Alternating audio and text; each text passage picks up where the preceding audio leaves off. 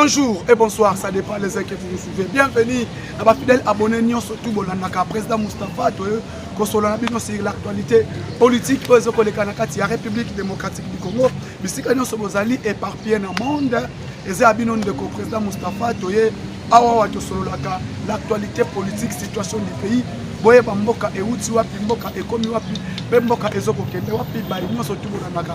Mon Mboka président Moustapha, abonnez-vous, likez, tapotez, partagez l'émission.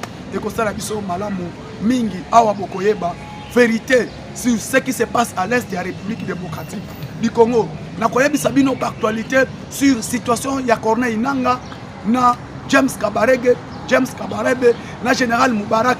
Général Moubaraka au hasard chef d'état-major général ya armée rwandaise sur rencontre na bango basolo linini bokoye bango awa bokoye ba pe situation ya Kavumu awa kaka na kati ya Moustapha News TV et puis boko comprendre les vérités, les choses changent dans la situation na terrain na ebisa kibino bondima kité boko comprendre siko awa sur les vraies versions de la situation sécuritaire à pays na ebisa kibino malobana nganga nebisa kibino ete vérité ekobima ba vérité ekobima na situation ozoleka na est bondima ki yangote bokoyeba siko awa nini eleki nini ekomeli nanga nini ekomeli Kagame bokoyeba ngo awa nebisa kibino que la banque centrale du Rwanda vient de fermer, que la banque centrale du Rwanda vient de fermer. Il y a eu communiqué officiel. Il y a un gouverneur à la Banque centrale de Rwanda. Ils n'ont pas de billets. Vous ne m'avez pas compris. Les gens disent toujours Moustapha Okosaka. Bokoye ba awa. Nebisa bino ngai ena lubaka. Batu bo comprendre que nganaza mwana manyanga. Nazala kana kenda kana bimi. Na kezu la bino information na ekopesa bino. Maman na ngai Marthe ayebi. Maman Marthe na Londres. Alandanga direct. Ayebi. Maman Ruth Bakanunu Panzo na Paris. Na France ayebi onga na zoloba. Papa Philbert Bossel ya maman Émilie ayebi que Moustapha soki alobi alobaka makamwa vérité bokoye bango siko awa le directeur général le président de sous-traitance azola nanga parti ya Kolwezi ayebi makambo na zolo bande ko ngai ebaluki makambo ebaluki na niveau ya Rwanda makambo ebaluki na niveau ya Rwanda Kagame a dit que le 4 avril la semaine prochaine, Makambo Somo Ezoya, avant le 4 avril, a convoqué Abensi James Kabarebe. Abensi Saba notable Nyon surtout AFC M23. Voilà un point oyo. Abensi sa M23 AFC Nyon so. Poba solo là. Alors, tu as la bras de fer de la communauté internationale. Biso to la bras de fer dans la communauté internationale. Faut se retirer, faut se retirer. Il faut se retirer. Alors il faut se retirer. Nanga boy, abtelemeli alobi pas question. Toko se retirer. Kagame alobi na kosa la bras de fer te. Na maloba ya Kagame mutozo kosa la réunion James Kabarebe. Réunion esalemi na kokati ya Kigali na kati ya Rwanda. Général Moubarak, Général James Kabarebe, Corneille Nanga, un certain membre de M23. Alors tout communiqué, on signe ça au nom du M23 AFC. Alors on doit se retirer, nous devons se retirer. Nous n'avons pas l'état de faire bras de fer avec la communauté internationale. Pas question, nous n'allons pas faire bras de fer. On doit se retirer sur toutes les localités. Alobi Bongo, Kagame Alobi, James Kabarebe Alobi, Bozoko se retirer. D'ici la semaine prochaine, il faut retirer ma troupe Nabiso. Biso Tozan attend pour ça la bras de fer avec la communauté internationale. Celui qui dit ça, c'est James Kabarebe. Réunion présidée par James Kabarebe qui est le ministre de l'intégration régionale de Rwanda. Elle réunion et salami. Nanga alobi. Ceux qui M23 vont se retirer, Biso AFC toko se retirer parce que tozo ko recruter déjà. Moi je ne vais pas me retirer avec mes troupes. Je suis en train de recruter. Kabarebe a ébissé. Sachez que ceux qui ont se retirer, la position est claire. Nous tous, on doit se retirer. Si toi, tu vas rentrer au Kozonga après, mais au coup qui sont déjà sur le terrain, on doit se retirer nous tous. Là, c'est la position, il y a M23. Réunion Essili. Bande koba papa ba maman bola nanga bien. Réunion Essili. Kabarebe. Bazongi. Nanga zongi. Je sais ce qui se passe maintenant. Un réunion Essili. Nanga alobi ya ko se retirer. A ko garder ma position na ye. Selon Kabarebe, na M23, na AFC, ezelo comment faut pas se retirer bangoto. Nanga alobi, ye a ko se retirer, ye a ko tikala na position na ye. Yango na ebisa kibino. Risque ezali nanga balia ye. Na ebisa kibino nanga batu bako boma ye za M23. Parce que position oyo ekomeli Kagame eza impossible. Eza impossible pour Kagame amener bras de fer avec la communauté internationale. Parce que la situation reste tendue. Dans Nord Kivu et à Lituri et même au niveau du Sud Kivu.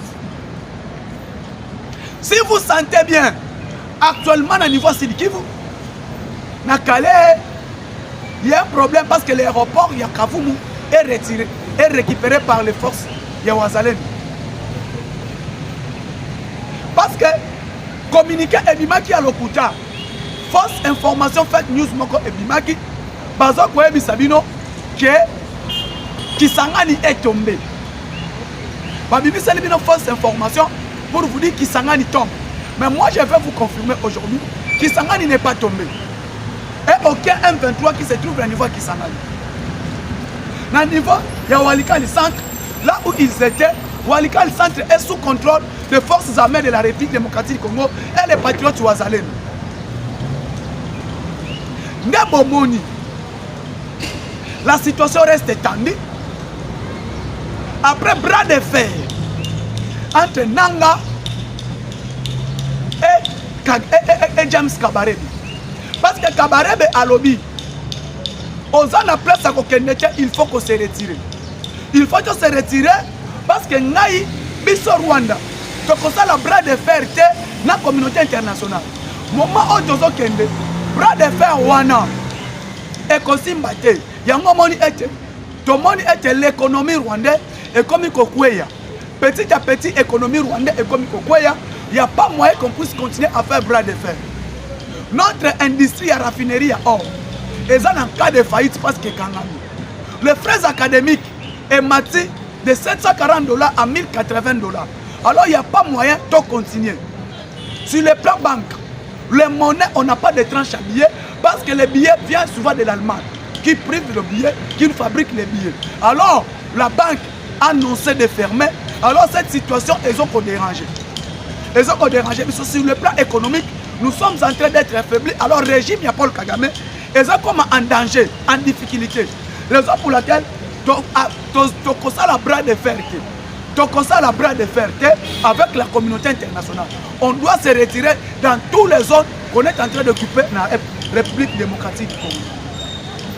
Ça qui a fait que Paul Kagame, Amoni, et l'Okwana et Koti, Kagame Amoni et l'Okwana Salate. Kagame Amoni et l'Okwana Salate.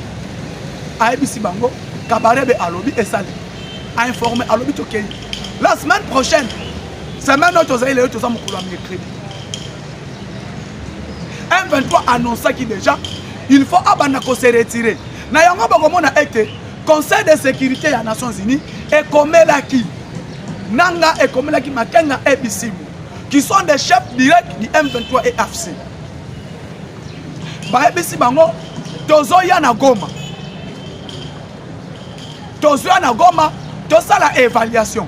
Première évaluation, il y a ndenge, il y a résolution 2773, 2773. On doit faire première résolution, to constater est-ce que c'est vrai. Retrait, ezoko salema, to retrait, ezoko salamati. Na yango,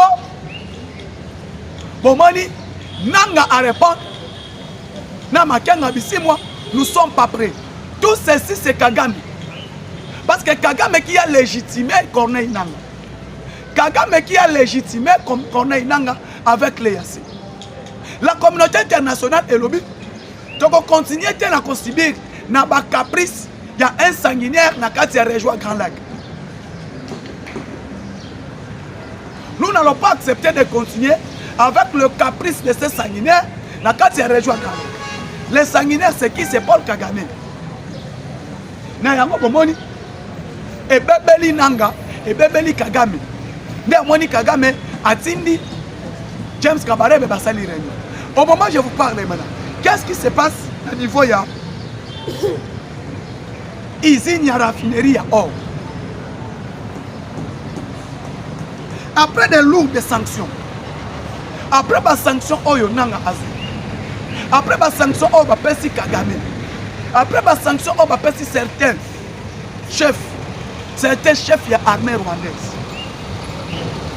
La communauté internationale, ensemble, besoin qui décision, les minéraux au Ebimaka, les minéraux au Ezaka raffinés, par les dinosaures, il y a Paul Kagame et Kosomba Masuti. Les minéraux et Kosomba Masuti. Parce que les personnes qui sanctionnent, les minéraux sont surtout Ebimaka na Rwanda. Les minéraux sont surtout raffinés par Paul Kagame. La communauté internationale, l'Union européenne, Conseil de sécurité, va décider qui.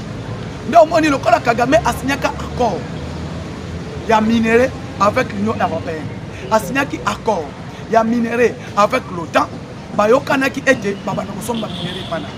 Et c'est comme minéraux, il y a l'accord en 2019. Moment Tozali, pression diplomatique au chef de l'État à Sali, pression diplomatique au Maman Thérèse Kaikwa Mawange à Sali, et il y a bloqué Kagame sur ces minéraux. Bah, il dit que non, minéraux au Yotokoso Mango soutient parce que c'est minéraux du sang. Le minerai du sang est un minerai au Ebimaka, dans la République démocratique du Congo. Pas question, il y a achat, il y a minerai au parce que c'est le minerai du sang. Et puis si palpite. Et puis si palpite et pas Kagame, et puis si palpite et pas Corneille Nanga. Palpite et puis si pas Kagame, que non, minerai on a écosomba ma société, parce que Tshisekedi a multiplié la diplomatie sur le plan international, dans Makamotali mine. Et ces minéraux là, et Boteli et Makam, que minerai on a écosomba ma société. C'est ça qui a fait que Kagame, c'est ça qui a fait que Kagame a joué ma baisse, a joué ma perte sur le plan économique. Ma perte a joué sur le plan économique. Et si ma casse était la communauté internationale est ébissée, pas question, il y a que des minéraux sur la Rwanda, parce que ces minéraux, ce sont les minéraux du sang. Ce sont les minéraux du sang, donc on sommes du sous-souté. Et Boteli Paul Kagame a problème. Et Boteli a problème, mais au moins, pour le moment, l'usine, il y a raffinerie, il y a or. Cette usine vient de fermer. L'usine, on a éouti Kokana. Pourquoi? Parce que la communauté internationale, pas question de consommer minéraux dans Rwanda, pas question de consommer matière au Rwanda, pas question parce que c'est minéraux, c'est le minéraux du sang, minéraux au Ezoboma, au Bazobo Melango Congolais, minéraux au Bazobo Melango, peuple congolais, des minéraux on a consommé en soutien. Mais et ça parmi la baisse, il y a économique. Cette usine, et ça a une capacité à engager 5300 personnes. Les 5300 personnes qui travaillaient dans l'usine, c'est 5300 personnes qui sont au chômage. Baken à chômage. Alors, les baken à chômage, nous est préparé, perte et créer problème dans Katia Kigali. Moment où après qu'on crée piscose dans Katia Kigali, le président Félix Tshisekedi, hier, il a dépêché notre ministre des Affaires étrangères, au nom de Mme Thérèse Kaikwamba. Thérèse Kaikwamba, qui est le ministre congolais des affaires étrangères qui séjourne actuellement au niveau de Burundi. Azana Burundi précisément na Bujumbura. Ana Burundi na Bujumbura sur l'invitation du président de la République, sur l'invitation il y a le président burundais Evariste Ndayishimiye concernant l'accord ya mametali ya aviation. Belgique à l'Obaki. La Belgique a dit que nako mema Kagame na suka. Nako mema Kagame ti na suka. Et suka yango akolakisa ye. Comment ye azali. Belgique. Il a dit à Kagame, le royaume de Belgique, c'est ça parmi les États puissants. Parmi les États puissants. Dans le bas qui t'a Kagame a créé guerre. Na Belgique, guerre wana akokoka yango te. Akozala incapable abunda bitumba na Belgique. Il y a akanisa qui Belgique aza yemoko. Or la Belgique, c'est le numéro 1. La Belgique, c'est le numéro 1. Le numéro 1, dans l'Union européenne. Bruxelles est la capitale mondiale. Il y a l'Union européenne. Bruxelles qui est la capitale mondiale, capitale, il y a l'Union européenne. Dans Omoni, la Belgique, Alobaki, a comme Kagame Tina Souka. Et puis il va faire pour l'arrestation de Paul Kagame. Moi, mon cas sanction va passer sur le plan économique. Il y a des minéraux stratégiques, des minéraux naïfs. Et ça lui est que le lot de Sabino, Kagame a commis qu'on subir pression interne et externe. Pression interne et externe. La pression interne, les généraux naïfs, les faut te céder. Il faut te céder, te recocater. Sur le plan aviation, Bruxelles Airlines, Air France, République démocratique, on va passer par le Congo, Ekiti, Kigali, et on a un problème.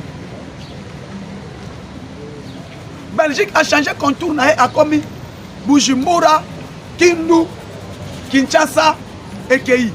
Bujumbura, Kindu, Kinshasa.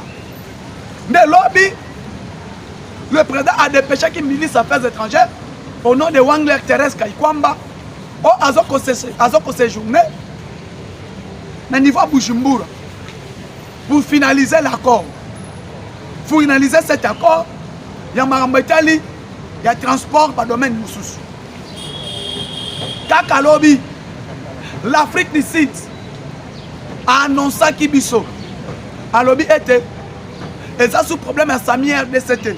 Il y a sous soutien force à SADC et comme les militaires sud-africains, Bakoya na RDC, la côté République démocratique du Congo, pour attaquer tous les ennemis. N'est-ce pas qui minute? N'est-ce pas qui minute? Mamboumé changé, Mamboumé bouleversé. N'est-ce pas qui minute? SADC oyo bolobi, SADC akei, mais SADC oyo et kobota mambo mususu. Je pense que lelo bozui ba version. Tozui ba version. Force ya SADC oyo elongwaki, ya Sami RDC. Maintenant l'accord entre l'Afrique du Sud et la République démocratique du Congo sur le plan coopération militaire. Afrique du Sud à lobby, donc on dit maintenant on a humilié par un petit pays, par un petit monsieur qui est Paul Kagame. Alors militaire force ya Afrique du Sud, forces armées Afrique du Sud, et ça à côté la République démocratique du Congo pour finir avec cet imbécile, cet idiot de Paul Kagame. Pour en finir avec l'idiot, il y a Paul Kagame. Alors Paul Kagame, ce qui a comprendre était politique, Kagame a la bassine du temps. Tozoya Bisaï a la bassine du temps. Parce que là, la diplomatie que Tshisekedi a activé, eza puissant pe diplomatie wana eza makasi de diplomatie oyo elelisi mokili mobile. Pour votre information, à Nzambe Nangaï, Union Européenne, la Belgique. Mikolo na comment s'appelle na Belgique makasi.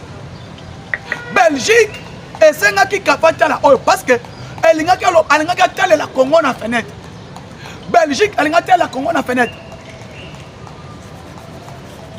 Belgique a tali été États-Unis après accord entre la République démocratique du Congo et les États-Unis d'Amérique. Cet accord entre le Congo et les États-Unis d'Amérique, la Belgique a moni en lire makambo ezo kendele. Makambo ezo ke bien te. Nini fona sala.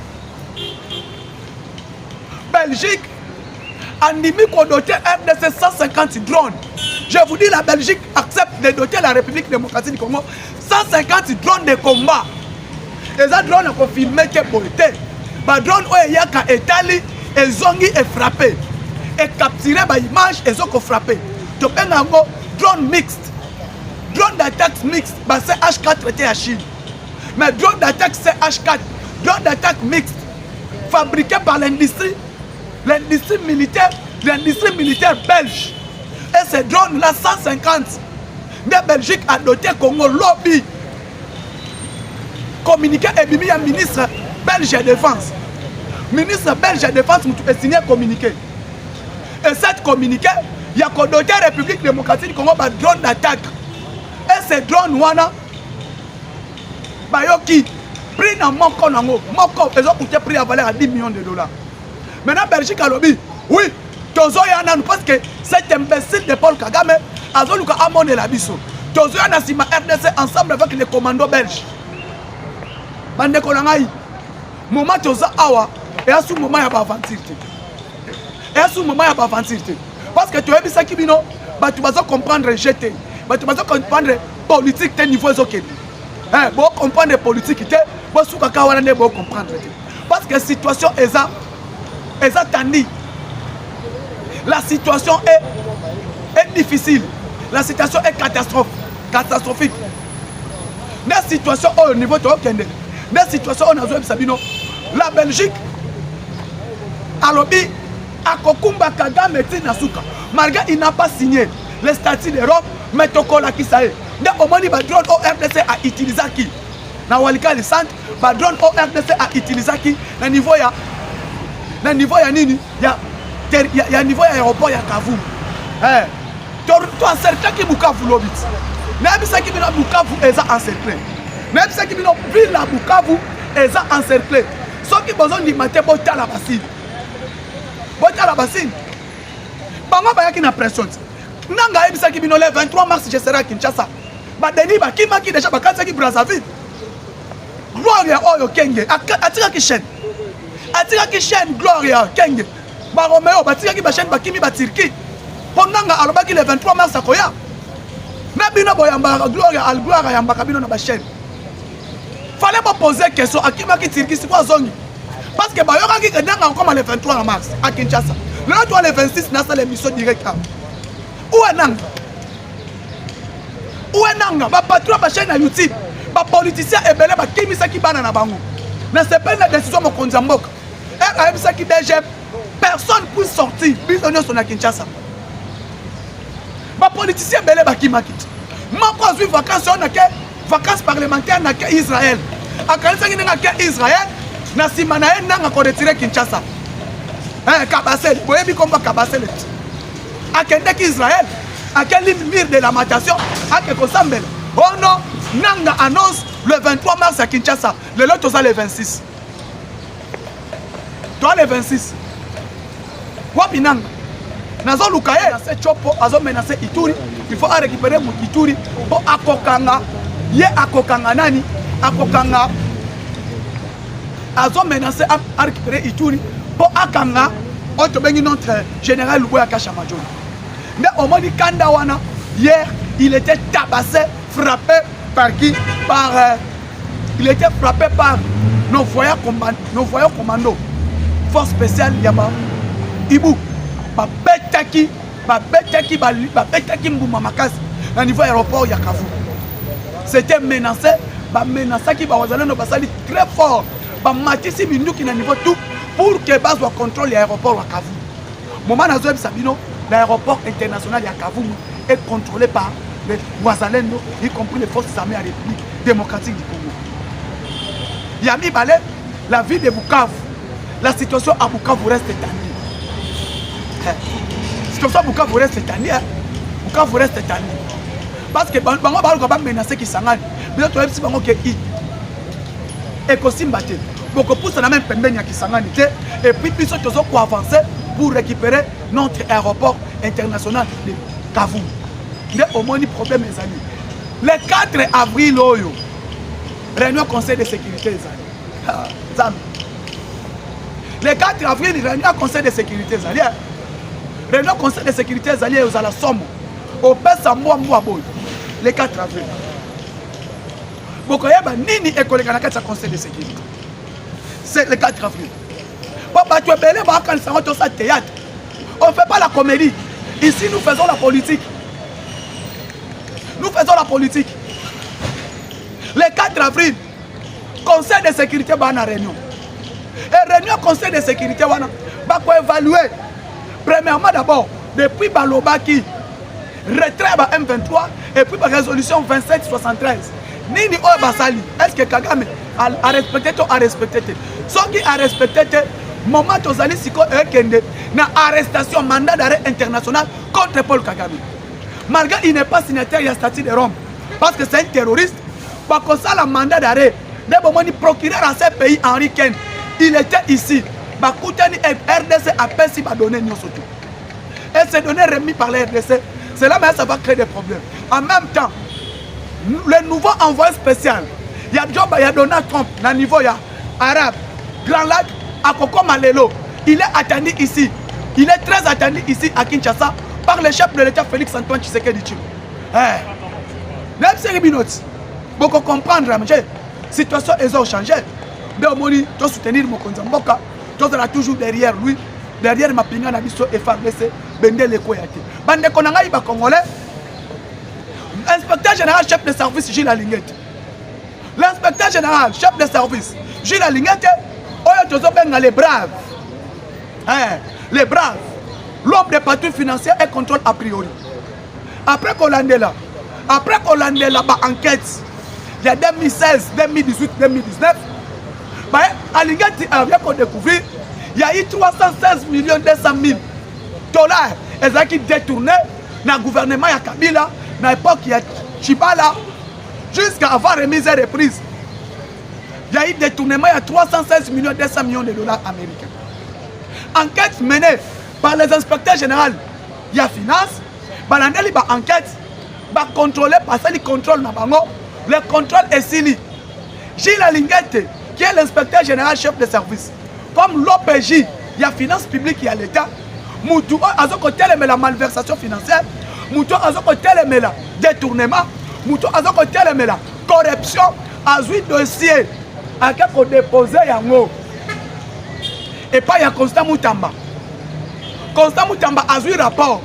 Après le parquet général, après la cour d'appel Kinshasa Gombe. Balandela bato ba détourné Mosolowana. 316 millions 316 millions 200 000 dollars américains. Détourné de 2016 en 2018. Bande konangai. Yango mo tozoloba. Problème à malversation financière, problème à détournement oyo. Nzambe. Oh non, on arrête. Oh non, Mukamati, Toboyi. Aéroport ya Kavumu, papa tu mingi baza la bayoka. Et pas moi na mboka, moi Mukongo Moustapha Mafuta. Moustapha Mafuta porte-parole ya Bakongo ya Banekongo. Oyoyo batikelanga idéologie ya Mbuta Mwandansembi atika ngo. Mingi na yebisa kibino. Nazo yebisa bino sur lelo. Nanga batu bakoboma ye eza M23. Au moins nanga koti bras de fer. Na James Kabarebe. Nanga koti bras de fer. Na Général Moubaraka. Nanga koti bras de fer na Kagame. C'est fini pour lui. C'est fini pour lui. Et aujourd'hui, vous allez comprendre. Qu'est-ce qui s'est passé à Calais? Et qu'est-ce qui s'est passé à Kindu? Après Chiti à Viliago, par la trahison, par la trahison de certains officiers. Goma est tombé, Bukavu est tombé, Général Yakotumba. Général Yakotumba.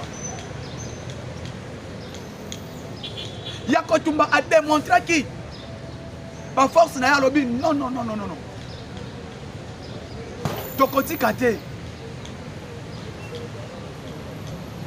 Oyoyo, ce qui te dit qu'il y a comme humiliation. Général Yakotumba.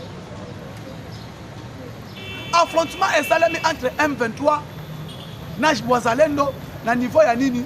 Na niveau ya Minembwe. Yakotumba avec les Wazalendo baliaki le numéro 1 ya Twinero.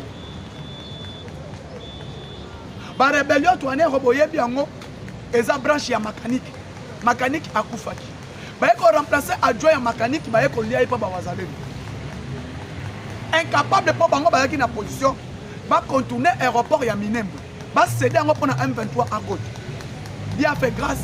Minembwe jusqu'aujourd'hui reste protégé par les Wazalendo, y compris les forces armées de la République démocratique du Congo. Bras de fer na Minembwe, Wazalendo a cédé à aider Minembwe, à protéger Minembwe. Baya Komeka va attaquer Uvira parce que bangaki basa la débordement na Uvira, ba bazwa moyen ba katsaba kende Tanganyika. Place Uvira de place FRDC a compris que Wazalendo va checker Mayele na bango. Pour traverser Katanga. Bakufi na Uvira. Donc Bakufa qui parce que Batikal ko pousse na même proche ya Uvira te. Même 23. Ba meki ko sala débordement côté Walikali. Walikali no ko la bango. Bazana appui parce que si le longa na loba yango jusqu'aujourd'hui si nzamba kozwaka molimo na ngai nakondimaka jamais Museveni. Aucun jour moi Mustapha nakotikala kondima Kakuta Museveni. Yoweri Kakuta Museveni nakondimela kayete. Aujourd'hui c'est lui qui est en train de menacer Ituri et Chopo, il s'appelle Yoweri Kakuta Museveni. À travers, il y a Mwana, il y a Museveni qui s'appelle Mourondi. Parce que Museveni a yambaki Kabila. Museveni a yambi Kabila, na masolo na bango, na Joseph Kabila, bayokanaki o bayokanaki bango mibale. Oyo basolo la ki bango mibale. Entre Museveni et Joseph Kabila. Nama solo o basolo la ki bango mibale. Kabila akendaki pour appuyer Museveni appuyer ba attaquer Ituri, ba attaquer Chopo. Et côté kuna Kagame nanu azo subir na ba sanction, Kagame azo subir na pression, o azo kokate. Maintenant bolingi bo tchela ye pression sous mususu. Et raison pour laquelle tête Salemaki entre les fils de Museveni, y compris qui Nanani